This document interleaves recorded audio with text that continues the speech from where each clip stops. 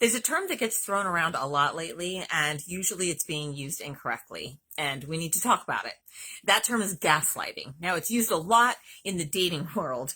Every woman who's single seems to have dated only toxic, narcissistic gaslighters, when really probably none of those people were toxic or narcissistic or gaslighting.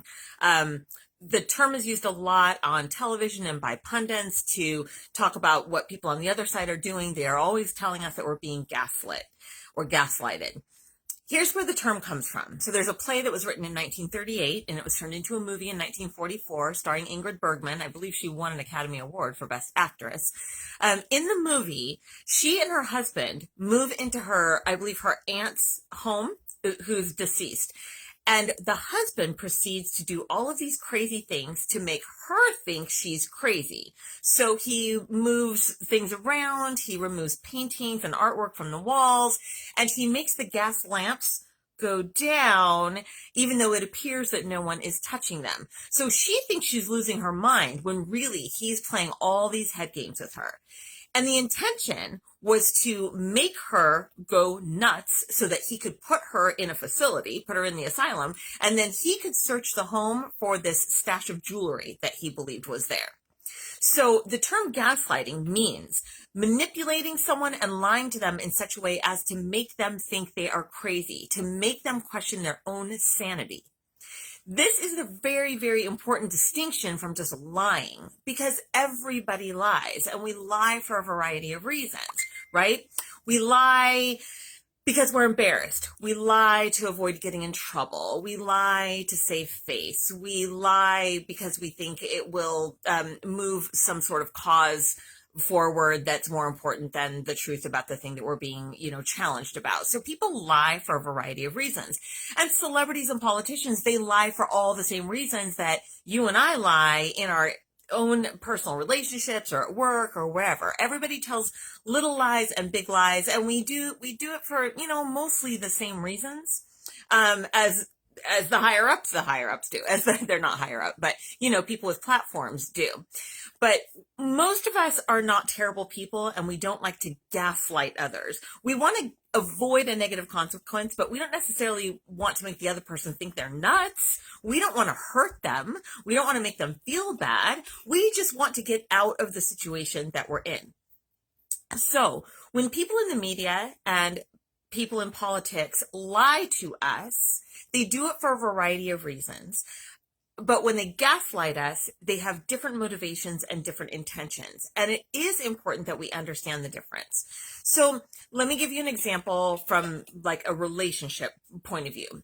So let's say that there's a guy and a girl, and I'm going to make the guy the cheater. Let's say that the guy is cheating on the girl, and she finds text messages, or she finds pictures in his phone from other women, or he comes home late, or he like, maybe she wakes up in the middle of the night and he's not in the bed and she challenges him on it, or he comes home late, or whatever it is.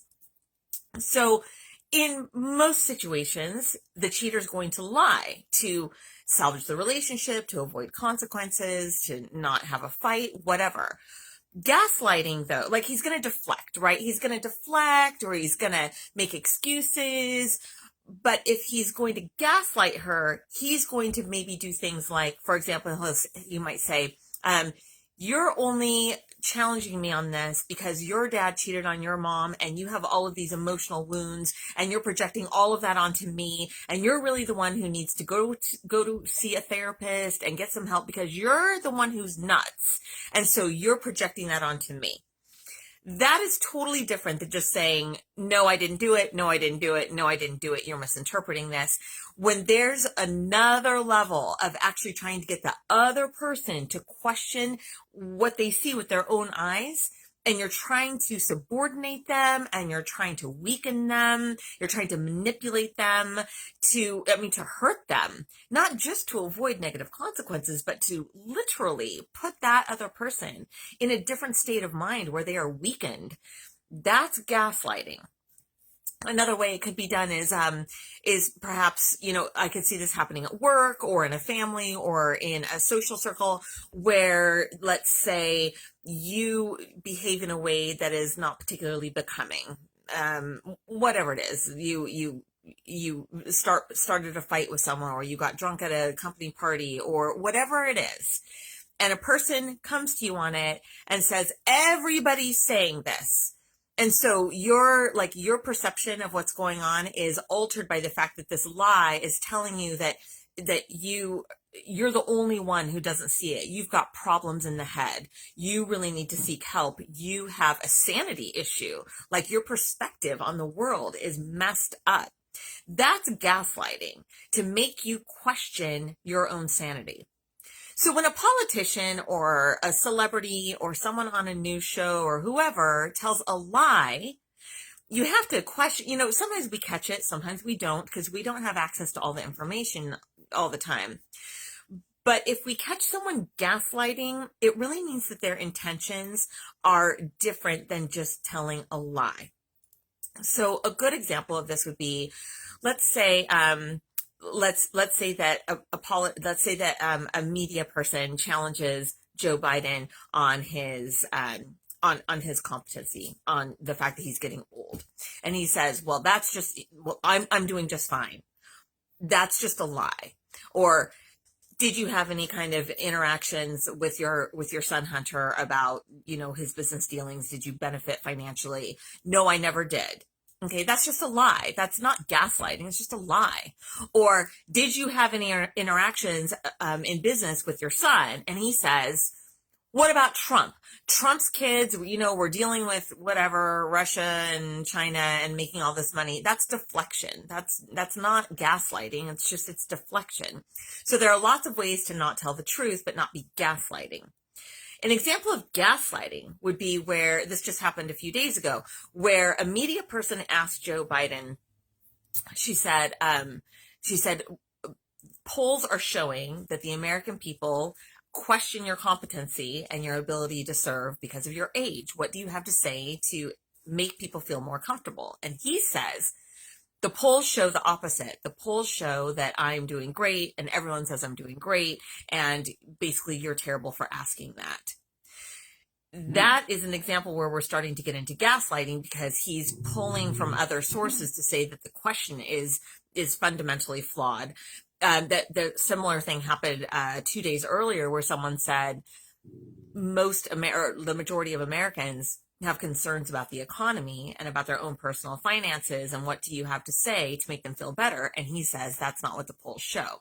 And then he goes on to say that the economy is doing great. It's really we just haven't explained it well enough. It's something that Karine Jean-Pierre says all the time too. We just haven't really explained it to people well enough. So who are you going to believe, them or your lying eyes? So you go and buy food or gas, and you don't have enough money to pay for everything you need to pay for. And people in power are saying, yes, you do. Actually, things are doing better. You're just not noticing it. That's not just a lie. That's an example of gaslighting. So who do you believe, them or your bank account? They want you to believe them. And the reason why this matters so much is because, well, actually, before I go there, one of the biggest examples of gaslighting had to do with the worldwide. I don't want to get spanked by YouTube before I've barely even gotten any traction, so I'm going to talk really carefully here. But during the time when we were suffering a worldwide health crisis, if you know what I mean, and there was this drug that started with the letter I, and people were taking it, and it's something that had been around for many, many years, and has literally billions of doses have been given for different conditions like malaria, and people started taking it to help with the current, the 2020 health situation. And there was a unified message that was horse dewormer, that was for animals, that was not for people, and that if you were taking it, you were crazy. If you were taking it, you were listening to crazy people. That's an example of gaslighting. Also, during that time, anyone who listened to any doctor who was outside the mainstream approved narrative. So let's say that you went down a rabbit hole on YouTube and you ran into Jay Bhattacharya or Dr. Peter McCullough or Dr. Robert Malone or any one of 20 other, Zelensky, I think was his name, or Zelenko, or any of the other doctors who were speaking against the narrative, the approved narrative, what was said? Well, you do your research on YouTube. Okay, that's ridiculous, but it made a lot of people question themselves. During that time, I had a few friends who I would call on a semi-regular basis and say, I'm feeling overwhelmed by the idea that I can't find any support for what it is I'm seeing with my own eyes, for the research that I'm doing with my own brain, for the numbers that I'm looking at myself on the WHO website and on Statista and from the Department of Health. Everyone's saying the opposite of what I can see with my own eyes. I'm not crazy, right? We're not crazy, right? I can't tell you how often I would call a couple of friends and ask, we're not crazy, right? That tells me that gaslighting was happening. My dogs approve. They agree. It's important that we understand the difference between just being lied to and being gaslit. And let me explain to you why. If someone can make you feel that you're crazy, then you're not going to question them very much. You're going to feel weak. You're not going to seek support. You're definitely not going to try to persuade people to see things your way. You're not going to do further research. You're going to start to question everything you see, and you're going to start to substitute other people's ideas and opinions and their facts for your own conclusions.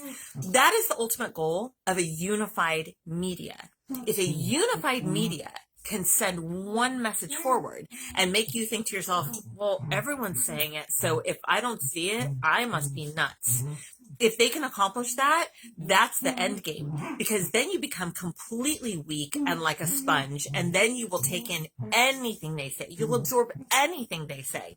And that's what they ultimately want. They can control the outcome if they can control what's happening in your mind. Not just go tit for tat, truth, lie, truth, lie. No, no, no. That is no good, because that game goes on forever like a game of tennis. No, they need to make you stop questioning. And that's why it's so important for them to gaslight you. And this is why it's important for you to know when it's happening to you. A little bit of very rudimentary, because I'm a rudimentary person with a rudimentary understanding of brain science, but you can Google this very easily and make sure that what I'm explaining is right. But the reason why we need to know that this is happening is because every thought we have has a neural pathway. So neural pathways are any connection in our mind of every thought that we have, of every behavior that we have. When we first have a thought, it's a very, very weak pathway. But when we have that thought over and over and over again, it's sort of like water finding a way down a rock. So at first, it's not really, it's nothing. It's just the easiest pathway, but it becomes a groove over time, right? And so this is why if you grew up with an abusive parent who said, you're so stupid, you're worthless, you're good for nothing, you're so stupid, and they said it to you all the time, you're so ugly, you'll never find anyone, no one, or you're with a partner who says, no one else will ever have you but me, you're not good enough for anyone, I'm the only one who will accept you. If you listen to it enough times, they actually create that neural pathway for you, and it becomes really difficult to unravel that. Once water has found a pathway down the rock and has created a groove, it's really hard to redirect that water to go somewhere else, isn't it? So, would this make sense to us when we think about an abusive parent or an abusive partner or anyone in our life who is abusive, who says something that is not true? We all know people like this too. They say, oh, I'm so stupid. And you think to yourself, you're not stupid at all. Why do you think that? Well, if someone said it to them 100,000 times, that is truth to them. That neural pathway is very strong, very, very formed, and really difficult to break. In fact, neural pathways don't get broken. What happens is you have to create a neural pathway that becomes more dominant over that one. So you stop feeding the one neural pathway and you start feeding another one. Now, when you are just kind of immersed, overwhelmed, surrounded by messages that are meant to make you think a certain way, then it becomes really difficult for you to break out of that. One thing that I find kind of curious is that we understand this at a basic level, like the one I just said, where an abusive person says something to another person that is untrue, until that person believes that it is true. Yet we are so accepting of a message that comes from the media, untrue, untrue, untrue, untrue. And I think that's because of the peer pressure aspect of it, because of the widespread nature of it, and because we're divided and we have to find people who see things our way. And if we're thoughtful at all, we then we're being careful, at least I hope we are, we're being careful not to let any message become so ingrained in us that we can't break out of it if we need to. A good example of this is people on the right who became really immersed in Q. Now, if you're a Q follower, don't come at me. I'm just saying this is an example, okay? That if you were listening to the same messages being given to you over and over and over again, like Patriots in control. Okay, Patriots in control. Okay, Patriots weren't in control. They're not in control. But if you heard it over and over and over again, and you surrounded yourself with people who said it all the time, it just became true. Or Trump is some kind of savior, right? Trump is playing 4D chess. Trump is playing 4D chess. Trump meant to do that.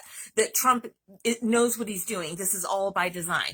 You hear it over and over and over and over again. And then when evidence to the contrary is presented to you, it's very difficult for you to admit that the neural pathway that you have been feeding and feeding and feeding needs to stop being fed. This is what cognitive dissonance is. And everyone throws that term around as well. But what it really means is that you know something is true, and then suddenly you're confronted with truth that goes against that other truth, and you have to reconcile. So whoever we let feed our brains on any side, anyone you decide to trust, anyone who you listen to over and over again, they have the ability to help create neural pathways for you. That is a really dangerous thing for all of us. That's why we need to always be listening and judging and weighing and throwing out what doesn't fit. And gaslighting doesn't apply really to to the pundits I'm talking about. That's a slightly separate issue.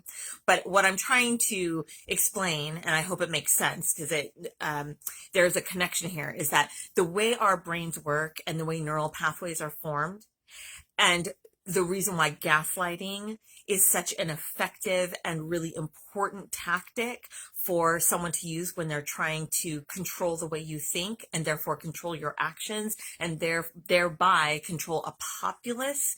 You need to understand how this is working at a brain level so that you can put some extra effort into being aware when someone is not just telling you a lie, but getting you to question the way your own mind functions and the way your own mind thinks. They want to make you, and really anyone in power would like you to be more subordinate to their positions. So you have to be careful and pay attention. We all have to be careful and be aware when someone is not just telling a lie and trying to get away with it, but telling a lie that is intended to make you question whether you are seeing things properly and whether you can trust your own judgment moving forward. So I think this is very important. It's something that I think we all need to be vigilant about, and I hope that this is useful to you moving forward, because we are not even sort of at the end of any kind of crisis. The more technology kind of levels the playing field and shrinks the earth and allows more people to have more voices, the more we're going to have to be aware and learn to trust ourselves, but not become so, not addicted. What's the word I'm looking for? Not become so committed to what it is we've decided that we are unwilling to listen to new truth and make new decisions as we go along. So with that, have a great day or evening whenever it is you're watching this and listening to this, and thanks for your time.